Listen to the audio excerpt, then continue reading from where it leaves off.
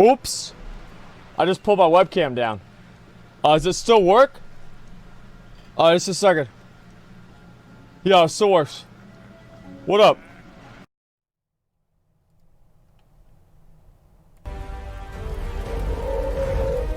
Hey everyone, and welcome back to another episode of the Warcraft News. Patch 8.2.5 is coming on Tuesday, and we have extremely interesting information regarding the performance of World of Warcraft Classic. Of course, yesterday we just put up the most recent episode of our complete history of World of Warcraft series, so be sure to check that episode out. It is a really good one. I mean, old school Alterac Valley. It's really, really cool. And if you'd like to support the work that we are doing, you can check out our Patreon, where for $25 a month, you will get a thing full of goodies sent to you in the mail. And this month is Druid Month. Amazing. So that's all quite lovely, but let's get into the news. So today we're diving into the numbers driven by World of Warcraft Classic's success. And while the Twitch numbers and the server queues, they've been nice to see, they certainly have indicated that things have been going well. Well, what we're going to cover today is our first hard data, and from it we'll see the success of Classic. We'll be able to speculate about World of Warcraft subscriber numbers and general health, and be able to further analyze the World of Warcraft business model and where it's going to be going in the near future.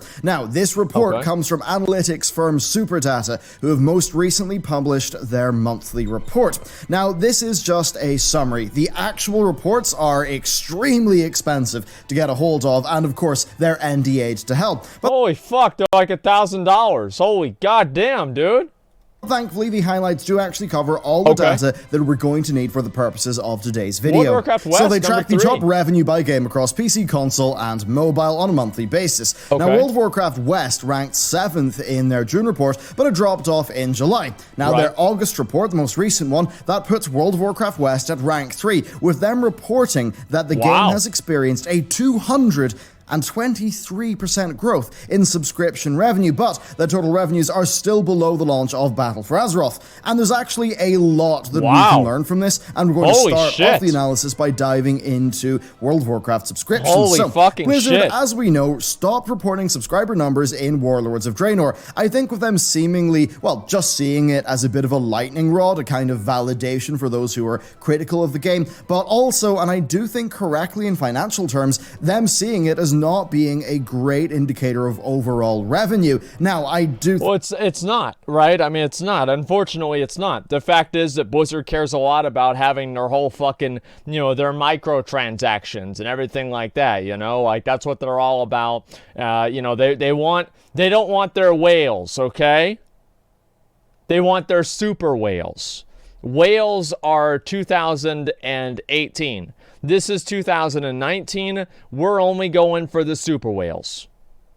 I think that's for the worst, but it is the case that World of Warcraft revenue is significantly, well, it's heavily driven by additional purchases past the subscription fee, and that is something that was noted in the post-Battle for Azeroth Activision Blizzard earnings call, where they noted the expansion saw strong participation in value-added services. So you really can't tell. That means people bought store mounts. You spit on those motherfuckers because they're ruining the goddamn game. Like, these fucking idiots keep buying store mounts. Oh, wow, I can't wait for Blizzard to bring out something else with my money so I can pay for it again. Oh, boy, wow. Ooh, I love you, Blizzard. And, you know, tweeting at them, oh, yeah, I can't wait to buy this. Oh, I don't have any money, but I am not very good at spending my money and managing money, so I'm going to buy another mount. It's kind of why I don't have money in the first place, but you know, hey, we're gonna get them out, oh boy! You know, and like, you just look at their fucking face, dude, it's like a human version of a bug, you know? And it's like their eyes are popping out of their fucking head the moment they start turning on the fucking advertisement for buying a $25 mount, man. It's like these guys get more excited over a fucking mount than a normal person would get over winning the lottery. Like, it's honestly, like, you just look at these people, pay someone to waste all my time on it, please let me pay more. Well, I'm sorry, man. Like, but I fucking hate that shit. I really, really do. Like, I love Blizzard, I do, but like, this is something they need to stop doing. Like, these store mounts and like microtransactions and stuff like this, they need to stop doing it. And I know they're not going to, and I'm not going to stop complaining about it either, right? I mean, it's not good for the game, and it's like, imagine Imagine having a subscription-based game that's a massively multiplayer game, and then shifting your focus away from how many people are playing the game. It just seems ridiculous. I mean, it just seems ridiculous. It's a major part of the arithmetic that they're doing. Now, Battle for Azeroth actually set a sales record for the franchise, with Blizzard boasting their 3.4 million sales by day one. Yep. However, it's worth noting that many, perhaps most of those, were actually pre-orders.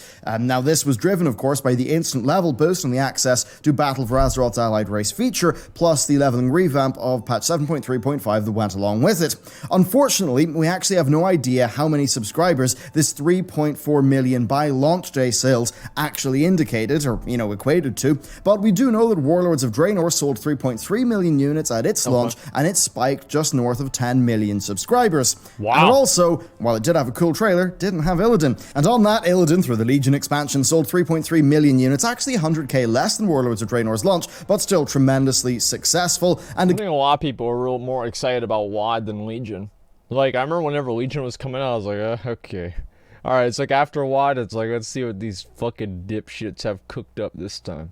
Yeah, we'll see what they're gonna... Yeah, alright, we'll give this one another fucking try. Why not? I got nothing else to play anyway. Who gives a fuck? And like, that's what it is. And, I think that's why, like, WoD was like, Mr. Pandaria wasn't ideal, but it was kind of good, right? It was just fun. And, WoD comes out, they're like, wow, we're going back to Burning Crusade. And, I can see why Legion wouldn't sell as much as WoD did. Again, with Legion, we don't know how many subs there were at launch. The 10.1 million number that was floating around for a bit there, that existed, but Blizzard denied it, with it widely being believed that the source interview was either misunderstood or mistranslated. Now, I do think it's safe to assume that Battle for Azeroth started off with nearly 10 million subscribers, but I think the real story here is how many of those people actually stuck around. So, to that goal, in October of 2018, we attempted to get a better handle on this by looking at the total number of level 111 plus characters across EU and NA realms. Of course, knowing that a 111 plus character would be owned by an active Battle for Azeroth player. So we polled our audience to find the average number of characters per person, getting a number of 3.79. Running the maths, it gave us 1.21 million active endgame players across EU and NA servers. They took the amount of 110s and then they divided it by the amount of average players they got from the survey, right? Which is obviously, like, let's be real, okay? Let's get this out of the way. Obviously, this is not exact. Obviously, this is a guess. But I think the numbers and the methodology does make sense. However, it's worth remembering that because they're engaged with sort of World of Warcraft meta content, our audience will be more engaged than the average WoW audience. Yeah, I think so if the average was maybe 2 level 111 plus characters per player by October, then we'd be more like 2.3 million active endgame players of World of Warcraft. Now add in China and Korea plus non-endgame players, and you likely are looking at between 4 and 6 million retained players, though it really is quite hard to tell. What is relevant to us, though, is that the super data numbers are for World of Warcraft West, so that's where the 223% increase in subscription revenue actually happened. So how many subscribers will have stuck around to patch 8.2? Well, that bit is actually quite hard to tell, though many will have stuck around only on a technicality because they will have purchased the 6th month subscription promo back for the Dreadwake. Now, I never thought the 6-month thing, like, the only issue I have with the 6-month thing, probably the biggest issue I have with it, is the same issue that I have with pre-orders. Is that whenever you have a pre-order, you have a situation where the people that are fucking pre-order, that are selling the game, now have their sales secured for that period of time. So I think that it serves as a disincentive, or not as much of an incentive, to provide a good product because they've already secured a sale on the product. So I don't really know exactly if this is a good thing or not, but I think it's probably a better thing for Blizzard than not doing it. I just wish they wouldn't bundle it with a mount because I think that it devalues things in the game.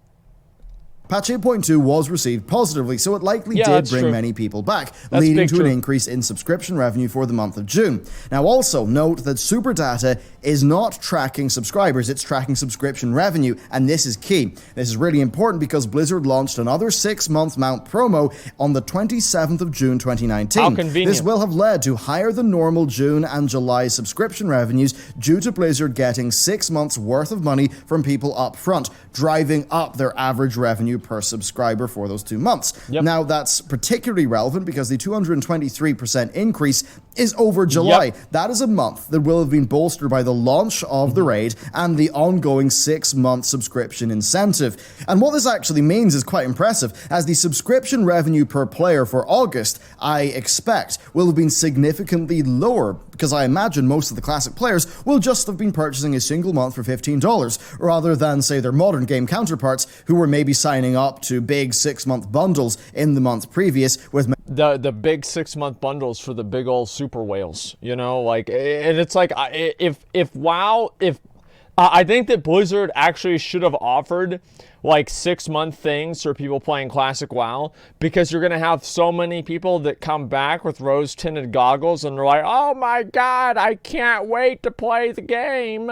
And you know, like that they did. Well, I didn't really see it. I don't think it was advertised enough, right? Because like, and they're gonna think it's gonna be great, and then they start playing in like a month and a half into it, like, I think I did, but I don't. Oh man, okay, I'm done. And you know, Blizzard still got you for 4 more fucking months. And the best part about that, right, is that it actually might even be good for the player, is because they might be, oh man, I'm going back to Fortnite, and they go over to Fortnite, there's some fucking kid that's 12 years old, he's hopped up on fucking Monster energy drinks, Adderall, and fucking some sort of other cocaine, some kind of bullshit, and this kid's building towers in 5 seconds, and you know, he's going crazy, and he's like, you know, I play, they're like, oh man, fuck that shit, dude, and they just get their ass beat, and they're like, I'm going back to WoW. And you know, if they have the sub, they're more likely to go and do it, because there's like a sunk cost fallacy going on in their fucking head. And so it's actually probably better if they do that. And so I don't know why they didn't focus and prioritize that more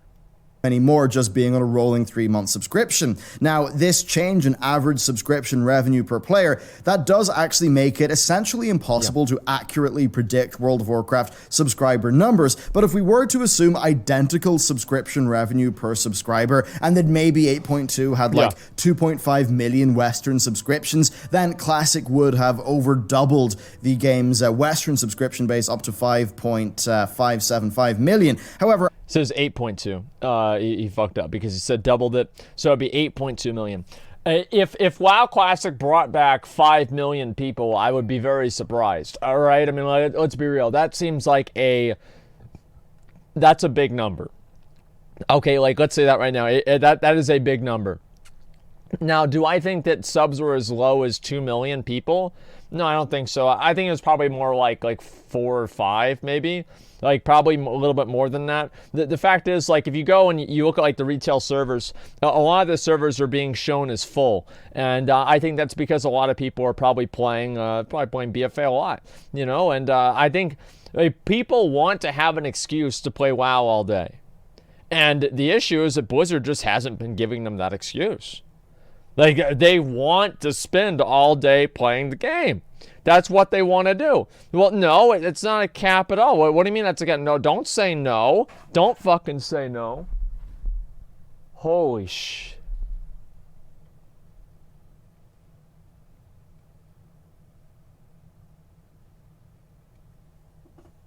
The drinks, like, they fell down a little bit. They're like this, and they fell down. And I just... I'm actually fucking, like, I'm worried somebody was, like, in my house. My dad came over and said, Zach, my refrigerator broke again. I need you to come over and fucking get ice for the refrigerator. I want to make sure that I want to keep my broccoli cold. It's like, fuck, all right, Dad. All right, you got to go get broccoli, you know. And, like, hopefully that, you know, hopefully that wasn't it. I turned around, man. It just, the drinks fell down. That's all it was. Okay, let me start the video again. Sorry about that. As I said before, I do believe that that number is actually a good bit higher. I would not be surprised, indeed, if Classic took them closer to 8 million, because, the average revenue per subscriber will have been lower because it's single month, but it's still got a 223% increase. Now, of course, this is not counting in China, where I assume Classic will have done quite well, given the game's pretty deep historical impact in that region. Now, revenue-wise, this is, of course, still a massive increase in subscription revenue, but it is less than Battle for Azeroth's launch. And that does make sense. That's not surprising. First, BFA cost $49.99 plus $14.99 for 1 month subscription. 3.4 million sales at $64.99 is a lot of money, $220 million. Plus, Activision Blizzard did note strong participation in value-added services relating to... I hate it whenever they say that. Jimsy, thank you very much for 20 gifted community subs. I appreciate that a lot, man. Thank you, Jimsies. Thank you very much, man. I appreciate it. Thank you, man. China has 61 servers, only 4 are PvE. Oh, I mean, they play the game differently over there. BFA's early life. Now, that's not where the story ends, as Blizzard have very clearly timed their content releases to match up with Classic. So, and this really brings us into the 8.2.5 section of video and the broader analysis of World of Warcraft as a business. So, 8.2.5 is coming out tomorrow, and it will contain the final stage of the war campaign. While Classic came out on the 27th of August, 8.2.5 comes out on the 24th of September. So it's very clear that patch 8.2.5 has been timed in order to keep those 1 month Classic subscriptions from lapsing. This is That's good. That's good. Like, this is what Blizzard should be doing. They need to basically get people that are playing Classic to play BFA, right? And get people that are playing BFA to play Classic. Because if you can get people fucking addicted to 2 games, they're half as likely to quit, right? You want to get them addicted to 2 fucking games.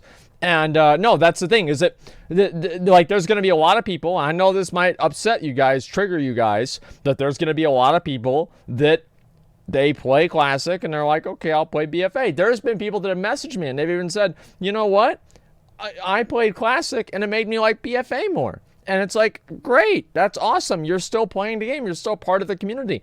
Like, I wish that you guys realize this, right? There's some people in here who feel like this is like, it's like the between the Horde and Alliance. It's like, maybe Blizzard has spent so long conditioning players to be in a faction war that they're not able to just set aside their differences and work for the greater good of the game. You know, in the same way that the Horde and Alliance have to work for the greater good of Azeroth. You've got the fucking Horde, which is WoW Classic, and the Alliance, which is BFA. And, you know, you put these 2 guys together and so you can do something really good. But they're pitted against each other all the time, and there's no reason for that. There's no reason to pit them against each other. It doesn't make any sense. Even more clear when you look at the changes that Blizzard are implementing with the war campaign in Battle for Azeroth, where they're essentially removing all reputation requirements, allowing fresh players to play through the whole thing pretty much in one sitting. Now, they're obviously doing that for WoW Classic. Like, they're obviously doing that for Classic players. They're like, oh wow, retail come out with a new thing. Man, I haven't played that shit in years. Let me go on, log on. Right? If they log on and they can't do any of the fucking quests or like the stuff for the game, like, yeah, they're probably not going to like it. So I think it's obviously really smart they're doing that. Given the headlines that they likely aim to generate with Tuesday's content drop, I think their plan here is pretty darn clear. Now, this will especially be the case if they leave the Tuesday content drop on a bit of a cliffhanger, with the rest of the war campaign releasing over the coming weeks. And given how that's something that they have done with every other stage of the war campaign so far, I think it stands to reason that that plan will continue. Now, also take into account that they've been running a 40% sale on Battle for Azeroth, and I think it's very clear that they are trying to both retain as many subscribers as is possible and get these new Classic players over into Battle for Azeroth. That really will be one of their largest goals as a business, because Battle for Azeroth is a significantly more deeply monetized product than Classic is. The worst part about that is they could literally just do it because they want the game to be good. Then they want the game to be like fucking healthy, you know? But you know, they're just probably thinking about this shit like, oh yeah, now we do this and, you know, it's going to get more people fucking, you know, addicted and shit to the game. You know what I mean? And it's like, yeah, we want to have them addicted to the game. And in that way, they're buying all the store mounts. Everybody's buying all the store mounts. Ooh, let's get those store mounts. Major whales? What is beyond a super whale? Like, because like that, I'm thinking in terms of 2020. What's Blizzard going to go after in 2020? A Giga Whale? Omega Whales. I like, yeah, Omega Whales. Yeah, that's even better. And those are people that spend $1,000 a month or more on fucking WoW. So, how do they plan to keep the momentum going past that? Well, they haven't said yet, but Phase 2 of Classic is going to bring Zuragos, Kazakh, and Dire Maul. And I do believe that will release pretty darn soon. There's also going to be BlizzCon, and I predict that Blizzard will also do a live stream to reveal patch 8.3 at some point in October, similar to how they did patch 8.2. And I think that would pave the way for an expansion announcement in November. Now, once November is over with, they'll of course have patch 8.3 coming out, most likely in January, and then they'll probably have, Phase 2, either released or very close to being released at that stage, with Phase 3 of Classic probably rolling out in Q1 or Q2 of next year, along with, of course, the beta test for 9.0. As you can see here, this is going to result in a very vibrant World of Warcraft news cycle, and this is especially the case as the current game is targeting players emotionally through the use of fan-favorite characters, or at the very least with Sylvanas, characters who have proven themselves time and time again to be pretty significant audience draws. So I'm gonna be honest, like, if I hear about Sylvanas again, I'm like, oh, fuck. I want to hear about, Sarfang. Like, who else do I even give a fuck about? I want to hear about Gen Greymane. I like him. He seems interesting. And he's like one of the only, in my opinion, interesting characters in the story, right? Yeah, I like Gen. Yeah, I'm a furry. Let's see, Thrall. Yeah, I want to see Thrall, but I want to see Thrall as like the badass war chief he was in Warcraft 3. I don't want to see Thrall as this fucking, 42-year-old dad that's, he just wears fucking, I don't know, bleached jeans or something. I don't want to see that. So, overall, I do believe that Battle for Azeroth's second half will be significantly better than its first half, but I do think it will retain many of the fundamental gameplay issues that have hurt the expansion, and I think it will continue the rather divisive storytelling that has characterized the expansion thus far. While it's not a complete recipe for success, I do think it's going to be a strong one for engagement that will be backed up by the game, probably being a lot better. I mean, if 8.3 continues the positive trends of 8.2, I actually think it would be a very good patch indeed that probably would be worth playing. He's right. 8.2 was good. For what it was, it did not make the game, it did not fix the game, but I think that it made the game better. 8.2, if you're gonna, who here is gonna say that 8.2 made BFA worse? I don't know. I really think that if you say that, you're a fucking moron. There is no way, man. Post stories, images on Instagram soon? Yeah, at some point, man. Let me see here. Poggers Champ is donated $5 a second. Popular World of Warcraft massively multiplayer online role-playing game has now exceeded 12 million players. Developer Blizzard announced today. The milestone was reached today after recent launch of the game's second expansion, Wrath of the Lich King. I don't think that really happened until ICC, though, honestly. Maybe I'm wrong about that, but I feel like it was somewhere around ICC. Okay, let me go ahead and I'll read the. I'll go to the rest of the video. Like how I think 8.2, pretty much was worth playing and was full of really good stuff. I agree. Now, add on top of that Classics engagement, and I think World of Warcraft is in for a rather atypical but strong period of performance. Now, the most important factor here will be 9.0, as its reception will either prove or disprove World of Warcraft's TikTok trend, with, Mists of Pandaria being great, WoD being bad, Legion being great, Battle for Azeroth being bad.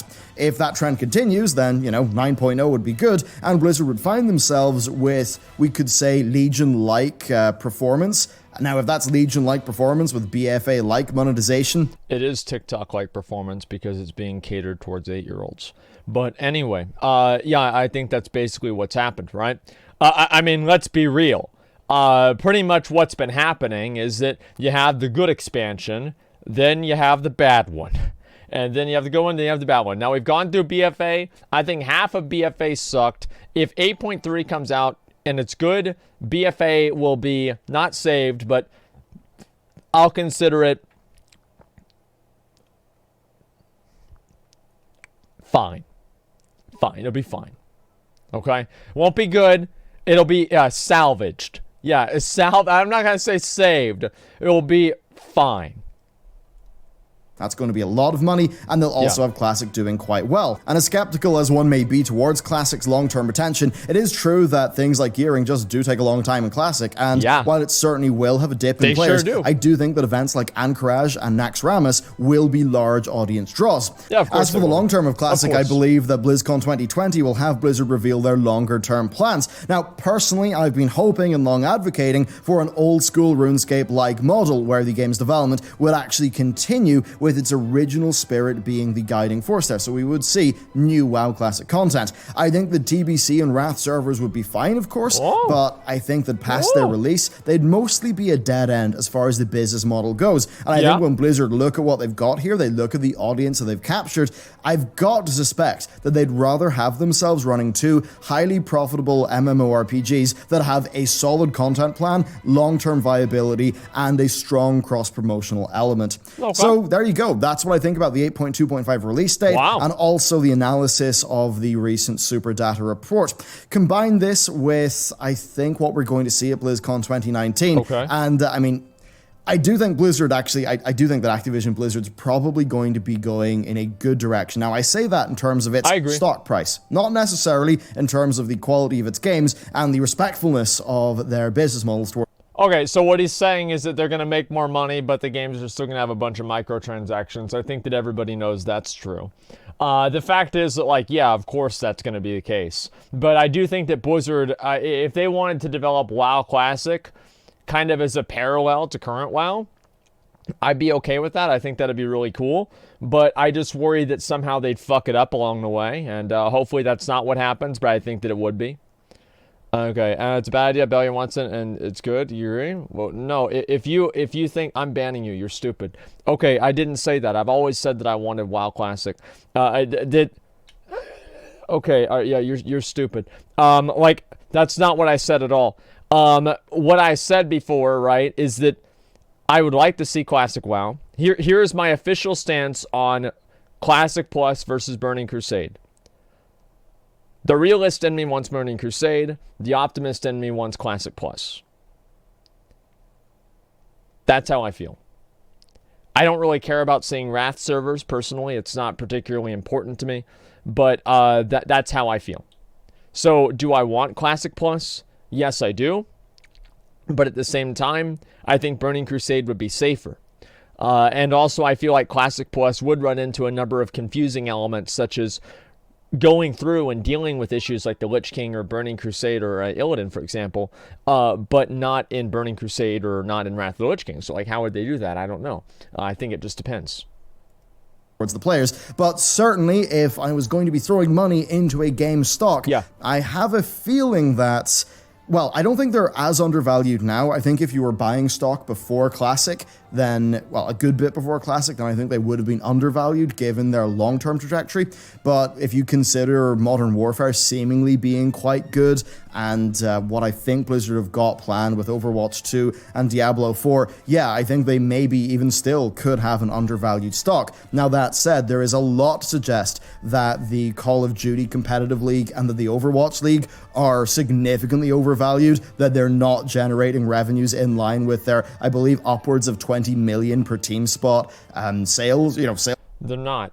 You know why? Is because they're boring. Like, you have to play Overwatch to understand Overwatch. There's so much, like, Blizzard overcomplicates their games to the point to where they're not good esports, which is fine, but they're also not good esports.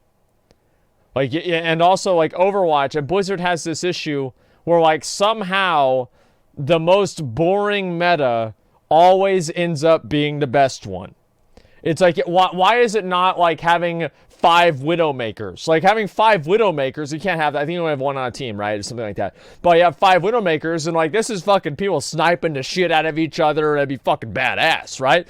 But now you've got 5 tanks. All right, boys, let's go into this. Ho, ho, ho, all right, let's go. And it's just fucking boring, man. It's just straight up fucking boring. Like, they need to have better, like, the comps are not diverse enough. You watch the WoW tournaments, and it's like every single, like, a lot of the comps are, you're doing the same things over and over. MDI is even worse. It's just boring, right? You play ladder. I remember we were playing ladder one week in current WoW, right, for Arena. And we queued against, it was like a fire mage, a paladin, and, like, I think a rogue or something like that. And, like, we queued into that. We did, like, 25 games. We queued into that, like, 18 games out of 25. They're out of the 20. It was insane. Prices for the, the team franchises. Yeah. So if that sort of esports angle to their business pops, I think that could lead to quite a large problem in terms of what the markets perceive. A lot of the esports money, I think that's hedged on very, very lofty expectations of growth. And if that is not achieved, then yeah, there's obviously going to be a bit of a problem there. But anyway, that's basically my thoughts here. And I suppose if you are interested in more of the business analysis stuff, do check out our second channel. Like, we release 5 to 7 videos there a week, sometimes even more, and you probably would enjoy that quite a bit. But anyway, that is it for this video. Of course, if you want to support what our team is doing, you can check out the Patreon, and then also the complete history of World of Warcraft, which we just put a new episode up for yesterday. Thank you very much for watching this video, and I will see you next time. Okay. Anyway, let's see here. Really, bro? What do you mean, really? Like, I'm confused here. What do you mean by that? Here's a question. So it's clear from the beta, BGs are done. Can you explain why ever it would make sense to keep the PvP in Phase 3? So they can artificially extend the excitement about the game. Like, that's obviously why. I mean, like, let's be real. Like, that's why they're going to do it. I mean, why are they not putting BGs in now so they can announce doing them later and get people to come back and pay for the game again? That's entirely why. Let's see here. I resubbed after 6 years for Classic. Makes sense. More than 2/3 of my friends list who used to play WoW, latest Wrath of the Lich King, are all playing Classic every day. Blizzard subs have more power up here, but subs mean more chances for monetization. Blizzard quick, we need more subs. That's about right. Bell, you're unable to say things simply. If you feel that way, then you're a simple person. Let's see here. I bought 6 months whenever Classic came out. I think it did more than you think. Yeah, I think so. That's the case too. Old trick, having Jeff Kaplan in the thumbnail always makes me insta-click. Yeah, that's true too.